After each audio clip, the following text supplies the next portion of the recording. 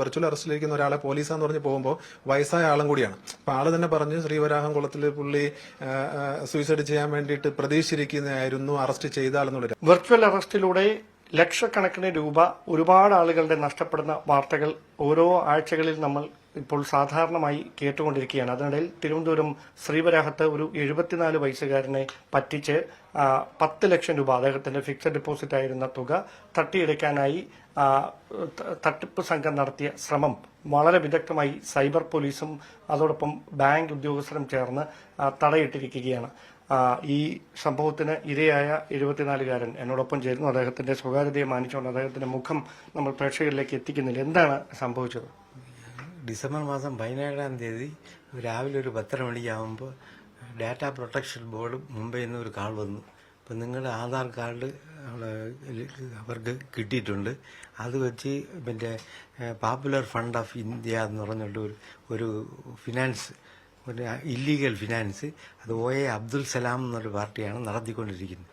അപ്പോൾ അവർ കോടികൾ തട്ടിപ്പ് നടത്തിയിട്ടുണ്ട്. അതിൻ്റെ എൻ്റെ ആധാർ കാർഡ് വെച്ചാണ് 247 അക്കൗണ്ട്സ് കാനറ ബാങ്കിൽ ത്രൂ ഔട്ട് ഇന്ത്യ അവർ ചെയ്ത് പൈസ തട്ടിയിരിക്കുകയാണ്. നമ്മളാണ് അതിൻ്റെ ആദ്യത്തെ പ്രതി എന്ന് പറഞ്ഞ് ഞാൻ പറഞ്ഞു ഇതിൽ എനിക്ക് യാതൊരു ബന്ധവുമില്ല. മലയാളത്തിൽ ഏത് ഭാഷയിലാണ് സംസാരിച്ചത്? അപ്പം എനിക്കിത് യാതൊരു പങ്കുമില്ല. അപ്പോൾ അവർ മണി ലാണ്ടറിങ് എന്ന് പറഞ്ഞാൽ എനിക്ക് അന്ന് അറിഞ്ഞേ ഉള്ളൂ. ഞാൻ ലീഗലായിട്ട് ഞാൻ ഇതിൽ അപ്രോച്ച് ചെയ്തിട്ടുള്ള ഇല്ലീഗലായിട്ട് ഒരു ആക്ടിവിറ്റീസിലും ഇല്ലാതൊക്കെ പറഞ്ഞ് ഞാൻ പറഞ്ഞു. പിന്നെ അവരിങ്ങനെ തുടരെയായിട്ട് ഓരോ ദിവസമായിട്ട് ചോദിച്ച് 29-ാം തീയതി ആകുമ്പോൾ ADGP NI ഓഫീസർ പിന്നെ വിളിച്ച് പറഞ്ഞിട്ട് ADGPയെ കോണ്ടാക്ട് ചെയ്ത് ഇങ്ങനെ പറഞ്ഞ് നിങ്ങൾക്ക് സുപ്രീം കോടതിയിൽ നിന്ന് ഒരു ഓർഡർ വന്നിട്ടുണ്ട്, 12:30 പിന്നെ അറസ്റ്റ് വാറണ്ട് ഇഷ്യൂ ചെയ്തിട്ടുണ്ട്, 2:30 വരെ ടൈമുണ്ട്. ഞാൻ പറഞ്ഞു ഞാൻ ചെയ്യാത്ത കുറ്റത്തിന് നിങ്ങൾ അല്ല അതിന് നമുക്ക് പ്രതിവിധി ഉണ്ടാക്കാം എന്ന് പറഞ്ഞിട്ട് പിന്നെ ആ NI ഓഫീസറും ADGPയും കൂടെ ഇങ്ങനെ പറഞ്ഞു. അപ്പോൾ നിങ്ങൾ കംപ്ലീറ്റ് ഫണ്ട്സ് റിസർവ് ബാങ്കിൽ ട്രാൻസ്ഫർ ചെയ്ത് കഴിഞ്ഞാൽ അവർ വെരിഫൈ ചെയ്തിട്ട് whether the money is legal or illegal കണ്ടുപിടിക്കും, ഈ നമ്പറിങ്ങിൽ കണ്ടുപിടിക്കും. അപ്പോൾ ആ ഇൻസ്ട്രക്ഷൻ വഴി അവർ പിന്നെ അടുത്ത ദിവസം 30-ാം തീയതി ഒരു account number, Axis bank account number Moradabad തന്നു. അതുകൊണ്ട് ഞാൻ എഴുതിക്കൊണ്ട് ബാങ്കിൽ കൊണ്ടു കൊടുത്തു. ബാങ്കിൽ കൊണ്ടു കൊടുത്തപ്പോൾ ബാങ്കുകാരത് RTGS പിന്നെ സൈറ്റ് വളരെ സ്ലോ ആണ്, അത് നാളെ വരാൻ പറഞ്ഞു. അപ്പോൾ 31st മോർണിംഗിൽ രാവിലെ വന്നു ഞാൻ ഇതെല്ലാം പറഞ്ഞ് എല്ലാം ആക്കിക്കൊണ്ടിരിക്കുന്ന സമയത്താണ് സൈബർ സെല്ലിൽ നിന്ന് റായ് സാർ വന്നു. ഇങ്ങനെ എൻ്റെ അടുത്ത് കുറച്ച് കാര്യം സംസാരിക്കണമെന്ന് പറഞ്ഞ് സാർ സംസാരിച്ചു. പിന്നെ ഞാനത് എത്രയും പെട്ടെന്ന് അയക്കാൻ വേണ്ടിയാണ്, ബിക്കോസ് അവർ ടാർച്ചറുണ്ട്, അറസ്റ്റ് വാറണ്ട് വന്നിട്ടുണ്ട്. അപ്പോൾ വിശ്വസിച്ചായിരുന്നു. പിന്നെ അവരെങ്കിൽ റിസർവ് ബാങ്കിൻ്റെ ലെറ്ററുണ്ട്, I am prepared to submit all the funds to Reserve Bank. The Reserve Bank will audit whether the money is legal or illegal. If it is legal, you will be get off, or else you will be put it in the trap എന്ന് പറഞ്ഞു. അപ്പോൾ എങ്ങനെയെങ്കിലും ഈ ട്രാപ്പിൽ നിന്ന് നിങ്ങൾ remove ചെയ്യാം എന്ന് പറഞ്ഞിട്ടാണ് ഈ ഫണ്ട്. അപ്പോൾ നിങ്ങൾ സീനിയർ സിറ്റിസൺ ആയതുകൊണ്ട് ഈ രീതിയിൽ മാനുവൽ ഇൻവെസ്റ്റിഗേഷൻ വേണ്ട, പിന്നെ ഈ പ്രയോറിറ്റി ഇൻവെസ്റ്റിഗേഷനിൽ പോട്ടെന്ന് പറഞ്ഞു. മാനുവൽ ആണെന്നുണ്ടെങ്കിൽ ഭയങ്കര പാടാണ്, പിടിച്ചു കൊണ്ടിട്ട് ഇതാകും. അത് വേണ്ട, നീ സീനിയർ ആയതുകൊണ്ട് പ്രയോറിറ്റിയിൽ പോയാലാണ് അവരിങ്ങനെ ഈ വേലകളൊക്കെ പറഞ്ഞ് പൈസ അയക്കാനായിട്ട് വന്നില്ലായിരുന്നെങ്കിൽ പണം നഷ്ടമായേനെ. പോയെന്നെ. ഞാൻ അത് എല്ലാം എഴുതി വെച്ചു. അപ്പോൾ ACP സാർ വിളിക്കുകയാണെന്ന് പറഞ്ഞു. ACP സാറിനെ സംസാരിച്ച് അപ്പോൾ സാറ് പറഞ്ഞ് എത്രയും പെട്ടെന്ന് വരണം എന്ന് പറഞ്ഞു.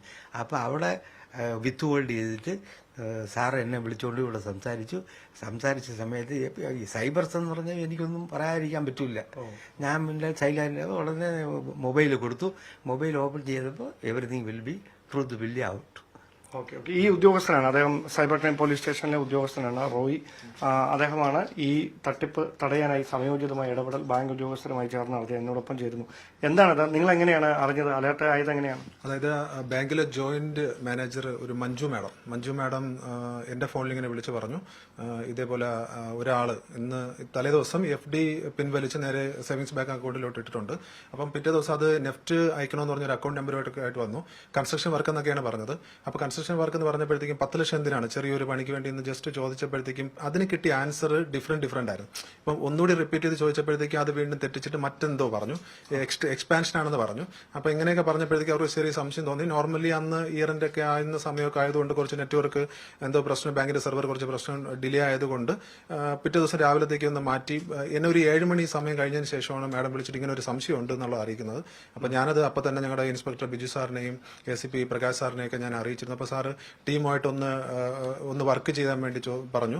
അപ്പം എല്ലാവരുമായിട്ട് രാത്രി എനിക്ക് 11:30 വരെ നമ്മൾ ഈ ലൊക്കേഷനും SDR ബാക്കി കാര്യങ്ങൾ ഓസിന്റെ റിപ്പോർട്ട് ബാക്കി നമ്മൾ ആളിനെ ഐഡന്റിഫൈ ചെയ്തു, ഫോട്ടോ ഉൾപ്പെടെ എല്ലാം ഐഡന്റിഫൈ ചെയ്തു, ലൊക്കേഷൻ വീട് ഉൾപ്പെടെ അറേഞ്ച് ചെയ്ത്.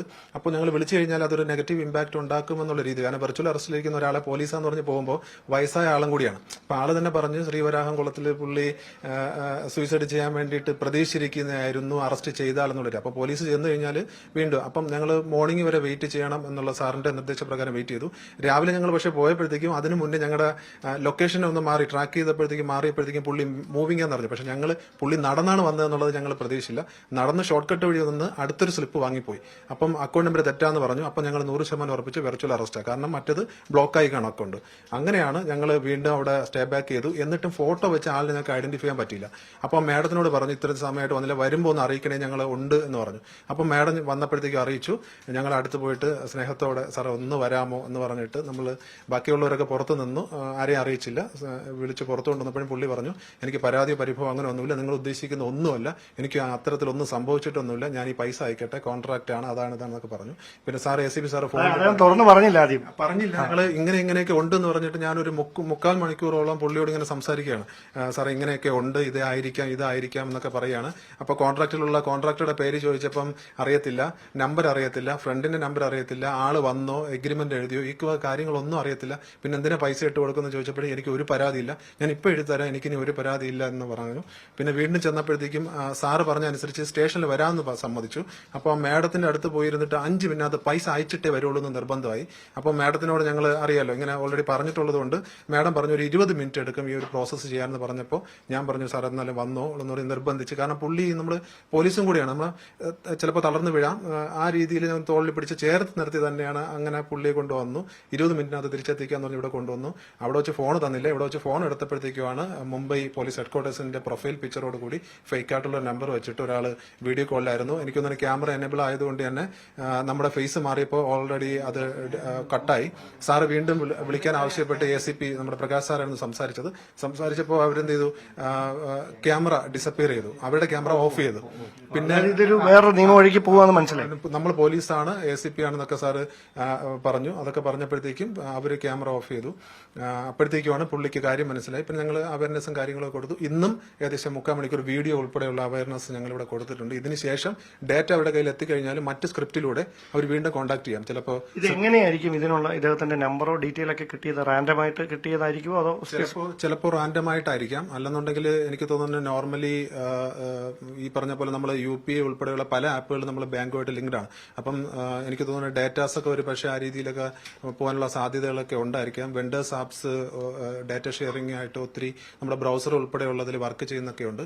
അപ്പം അങ്ങനെ പല സാധ്യതകളാണ്. ഇതിൽ എങ്ങനെയാന്നുള്ളത് നമുക്ക് കറക്റ്റായിട്ട് കൺഫേം ആയിട്ട് പറയാൻ പറ്റത്തില്ല. പരാതികൾ ഇപ്പോഴും ഇങ്ങനെ വരുന്നുണ്ടല്ലേ ഇത്തരം, അതായത് വെർച്വൽ അറസ്റ്റ് എനിക്ക് ഈ ഡിസംബർ മാസത്തിൽ പോലും എനിക്ക് തോന്നുന്നു ഒരു 3 വെർച്വൽ അറസ്റ്റ് ഡിസംബർ ഈ 2025 ഡിസംബറിൽ പോലും 3-2 വെർച്വൽ അറസ്റ്റ് ഇവിടെ പോലും റിപ്പോർട്ട് ചെയ്തിട്ടുണ്ട്. അതിൽ ഒരു വെർച്വൽ അറസ്റ്റിൽ 1.4 crores ആണ് പോയേക്കുന്നത്. അത് ഇവിടെ തന്നെയാണ് ഇൻവെസ്റ്റിഗേറ്റ് ചെയ്യുന്നത്. അതുകൊണ്ട് തന്നെയാണ് നമ്മൾ എനിക്ക് തോന്നുന്നു തൊട്ട് മുന്നേ ഒരാൾ വന്നത് അവർ കുറച്ച് പൈസ കൊടുത്തിട്ട് അവരെ കരമന സ്റ്റേഷനിൽ എവിടെയോ പോയിട്ട് പോലീസുകാരെ കൊടുത്ത് വിളിക്കാൻ പറഞ്ഞിട്ട് അവർ ചലഞ്ച് ചെയ്യുന്നത് പോലെയൊക്കെയാണ് സംസാരിച്ചത്. അപ്പോൾ നമുക്ക് എന്തായാലും അതിനുശേഷം എനിക്ക് തോന്നുന്നു നമ്മുടെ സിറ്റി പോലീസ് കമ്മീഷൻ ബഹുമാനപ്പെട്ട സിറ്റി പോലീസ് കമ്മീഷണറുടെ എനിക്ക് തോന്നുന്നു SHOമാരുടെ മീറ്റിംഗ് കൂടിയപ്പോഴത്തേക്ക് ഇനി ചലഞ്ച് ചെയ്തുകൊണ്ട് ഒരു ഡിജിറ്റൽ അറസ്റ്റ് പോലും സംഭവിക്കരുതെന്ന് കർശന നിർദ്ദേശം നൽകിയതിന് പ്രകാരമാണ് നമ്മൾ ബാങ്കുകളിൽ നമ്മൾ ഡീറ്റെയിൽസ് കളക്ട് ചെയ്യാൻ പോകുന്ന സമയത്ത് ഉൾപ്പെടെ അവരോട് ഇങ്ങോട്ട് നമ്മൾ വീണ്ടും ബാങ്കുകളുമായിട്ടൊരു ടൈപ്പ് ഉണ്ട്. വലിയ എമൗണ്ടിന്റെ ട്രാൻസാക്ഷൻ നടക്കുമ്പോൾ എന്താണ് കാര്യം എന്ന് അറിയണമെന്നല്ലേ. പ്രത്യേകിച്ച് നമ്മൾ സെപ്റ്റംബർ മാസത്തിൽ നമ്മൾ ബഹുമാനപ്പെട്ട കമ്മീഷണറുടെ നേതൃത്വത്തിൽ തന്നെ നമ്മളൊരു അവയർനെസ് സെക്ഷന് നമ്മളൊരു മീറ്റിംഗ് പോലെ നമ്മൾ കണ്ടക്ട് ചെയ്തിരുന്നു. ആ സമയത്ത് നമ്മൾ ഇത്തരത്തിൽ നമ്മൾ അറിയിച്ചിരുന്നു. കുറച്ചുപേരൊക്കെ തിരിച്ച് നമ്മളോട് സഹകരിക്കുന്നുണ്ട്. അതിന്റെ ഭാഗമായിട്ട് നമ്മൾ ഇതിനെ കാണുന്നത്. കാരണം അവരുടെ മുന്നിലാണ് ഫസ്റ്റ് വരുന്നത്. അപ്പൊ അവര് പൈസ അയച്ചു കൊടുത്തിട്ട് പണം നഷ്ടപ്പെട്ടിട്ടാണ് മിക്കവാറും നമ്മളടുത്ത് പരാതിയായിട്ട് വരുന്നത്. അപ്പോൾ അവർക്കും ഇതിൽ നല്ലൊരു പങ്ക് ബാങ്കും പോലീസുമായി സഹകരിച്ചുകൊണ്ടുള്ള ഒരു അതെ കൂടുതലും പൈസ പോകുന്നത്. അപ്പൊ അവർക്ക് അറിയാൻ പറ്റുമല്ലോ FD പിൻവലിക്കുന്നതും ഏജ്ഡ് ആയിട്ടുള്ള ആൾക്കാരൊക്കെ കൂടുതൽ റിട്ടയർഡ് ആയിട്ടുള്ള പേഴ്സൺസിനെയാണ് അവർ ടാർഗറ്റ് ചെയ്യുന്നത് ഈ ഡിജിറ്റൽ അറസ്റ്റ് പോലുള്ള കാര്യങ്ങൾക്ക്. എന്തായാലും കേരള പോലീസിനെ അഭിമാനിക്കാം. കാരണം ഒരുപാട് ആളുകൾക്ക് കോടിക്കണക്കിന് രൂപ ഒരു ജീവിതകാലം കൊണ്ട് മുഴുവൻ സമ്പാദിച്ച പണം വെർച്വൽ അറസ്റ്റിലൂടെ നഷ്ടപ്പെടുന്ന വാർത്തകൾ നേരത്തെ നമ്മൾ കണ്ടിട്ടുണ്ട്. പക്ഷേ അവിടെ സമയോചിതമായ ഇടപെടലിലൂടെ ഒരു വ്യക്തിയുടെ ജീവനും അദ്ദേഹത്തിന്റെ സമ്പാദ്യവും ഒരുപോലെ സംരക്ഷിച്ചിരിക്കുകയാണ് പോലീസും ബാങ്ക് ഉദ്യോഗസ്ഥരും ചേർന്ന്.